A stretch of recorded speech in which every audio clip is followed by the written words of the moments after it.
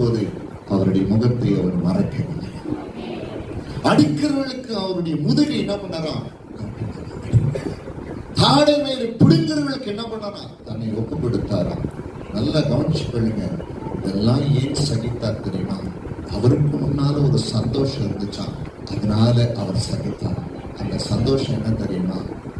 இப்படி இந்த அவமானத்தை நான் ஏற்றுக்கொள்வதன் மூலமாக, இப்படி இந்த சிலுவையை சகிப்பதின் மூலமா என் பிள்ளைக்கு ரட்சிப்பு உண்டாக போகிறது என்கிற சந்தோஷம், என் பிள்ளையுடைய துக்கம் சந்தோஷமாய் மாறப்போகிறது என்கிற ஒரு சந்தோஷம்.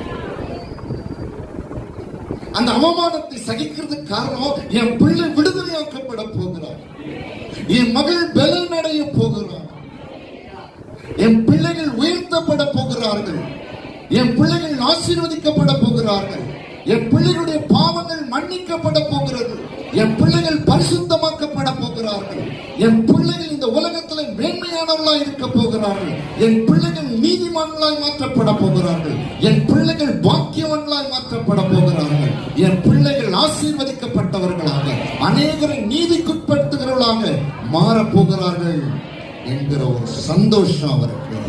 அந்த சந்தோஷத்தின் நிமித்தமாகத்தான் அவர் என்ன தெரியுமா பண்ணாரா? அவமானத்தை ஏற்றுக்கொண்டாராம். அவமானம் அவர் யோசித்தார், இந்த அவமானத்தை நான் ஏற்றுக்கொள்ளவில்லை என்று சொன்னால் என் பிள்ளைகளுடைய கண்ணீர் மாறாது, என் பிள்ளைகளுடைய பலவீனம் மாறாது, என் பிள்ளைகளுடைய வியாதிகள் மாறாது, என் பிள்ளைகளுடைய சாபம் மாறாது, என் பிள்ளைகளுடைய பரிசுத்தம் அவர்களுக்கு கிடைக்காது, என் பிள்ளைகள் ஆசீர்வதிக்கப்பட மாட்டார்கள், என் பிள்ளைகள் நித்திய ஜீவனை சுதந்திரித்துக் கொள்ள மாட்டார்கள். நான் கண்டிப்பாக இந்த அவமானத்தை ஏற்றுக்கொண்டு தான் ஆக வேண்டும். சத்தமா சொல்ல மாட்டேங்கிறீங்க? ஹல்லேலூயா.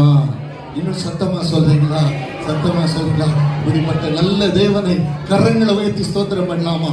ஸ்தோத்தரிக்கிறேன் ஆண்டவரே, ஸ்தோத்தரிக்கிறேன் ஆண்டவரே. ஆண்டவருக்கு எந்த சந்தோஷம் சொல்லுங்க? என்ன சந்தோஷம் அவருக்கு?